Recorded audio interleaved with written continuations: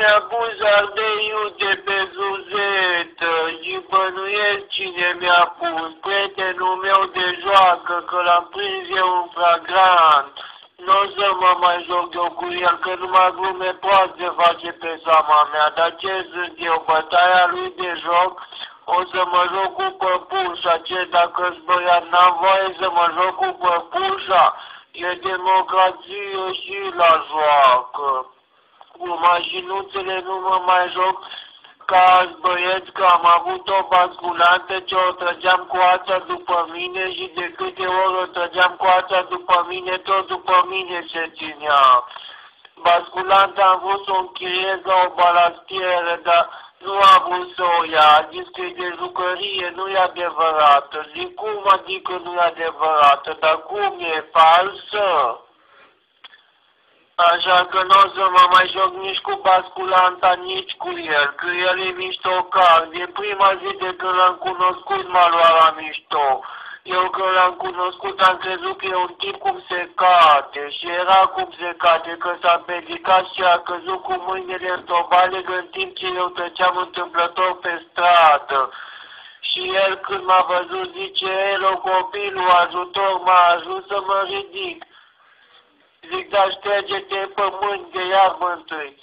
Zice, lasă că mă șterg după aia și mi-a întins mâna așa murdară de balică, că tot m-a murdărit pe mâna mea când l-am ridicat. După care mi-a zis mersi, dar puteam să mă ridic și singur. Oricum îți rămân dator, dai și tu o pungă de pufuleț când ne mai întâlnim. Zic, tădeu.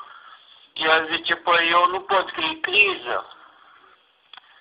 După care mi-a zis, cum te cheamă, hai facem cunoștință. Și mi-a întins mâna, iar tot murdară. Eu i-am întins la rândul meu mâna pe care m-a murdărit. El zice, nu aia, aia lasă, că nu se face cunoștință cu stânga. Și i-am întins mâna dreaptă și pe aia m-a murdărit. Când am văzut ce murdar mi pe mâini m-a șters de scutec, în dos. El când a văzut a zis, mă leg și pe mine să mă șterg de scutecul tău. Zic, dar ce sunt eu, cârpa ta? Dar de ce nu te ștergi de a tău? Că a tău e mai murdar ca așa meu. El zice, nu că ce-i mult strică. Dar mi-a zis, dacă lăsă să șteargă de scutecul meu după ce s-a șters odată și după aia s-a râs de mine, a zis, ai făcut pe tine că uite cum ești ăsta. Zic, cum ești? Zic, pentru că mă ștergi și eu și tu pe mâini de balecă.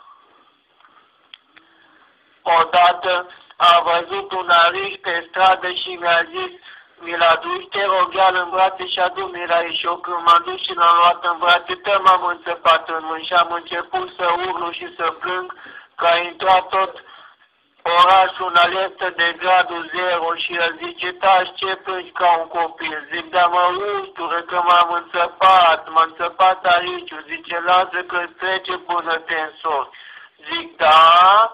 Atunci du-te, caută-mi urgent o gagică să mă însor, că nu mai pot de usturime. Și cățelușul lui e rău cu mine, care un cățeluș cu părul drept, ce m-a mușcat într-o zi de punct din senin, nu i-am avut treaba, doar m-am înrăit cu el. Dar m-a salvat scutecul, că e gros și n-au ajuns colții până la piele. Dar chiar dacă n-au ajuns colții la piele, mi-e frică că e turbat și o să iau injecții în burtă și mi-e frică de injecții ca de serialul Twin Peaks. De când m-am mușcat am luat măsuri de protecție, am 9 perechi de scutece pe mine și fiecare e de altă mărime, ca să nu mă strângă când le iau, una peste alta.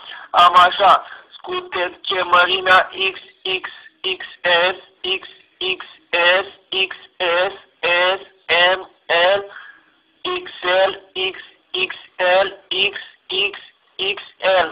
Acum am tupeul să mă râzi și cu rottweilerii, dar să fiu sigur că mă mușcă de fund.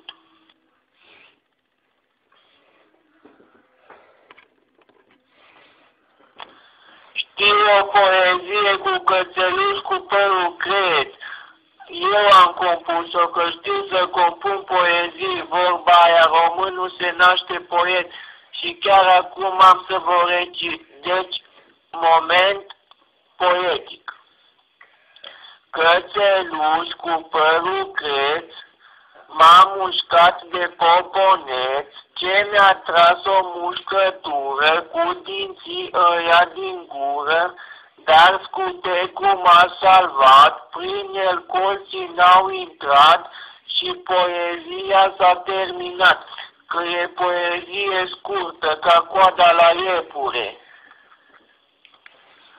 Odată iară s-a luat cățelușul lui după mine și el în loc să-l cheme l-a mocțit pe mine așa. Și eu am fugit și am intrat la o vecină pe gaura unde intră urâtănile de la stradă în curte. Și am stat așa după gaură, câinele cum a venit cu viteză a trecut pe lângă mine, eu am ieșit repede afară și am închis gaura. Mamă, ce l-a mai bătut proprietarul și cu gânzacul, că nu era și un gânsac. I-am făcut-o. Și la câine, dar să vezi ce i-am făcut-o lui. Că nici el, nici câinele lui nu au loc de mine, nu le mai ajunge strada. Într-o zi a dormit la mine și eu am un pat etajat, că i-am zis din start, eu dorm deasupra la etaj, vrei să dorm la parterul patului, e bine dacă nu dorm sub masă. El zice, nu, dorm la parter, că nu sunt pretențios. Și eu noaptea am visat că m-am dus la toaletă și am făcut pipi și când i-am dat drumul, el mă trezește disperat. Zic, ce ai mă, dă-mi pace, nici pipi nu pot face de tine. Ce vrei? El zice, ce faci? Zic, pipi. Zice, și pe mine? Zic, nu pe mine. El zice, poate pe amândoi, că uite și eu mi sud ca tine. Dar cum de-o trecut că tu ai scutit pe tine? Zic, păi dacă nu l-au găurit câinele tău cu colții. El zice, dar tu cât timp umbli cu un scutec?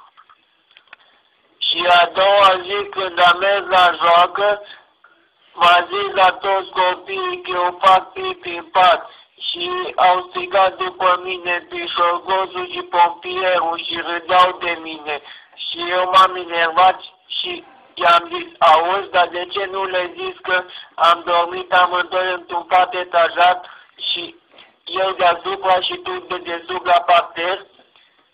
Și că am făcut și pe tine, nu numai pe mine.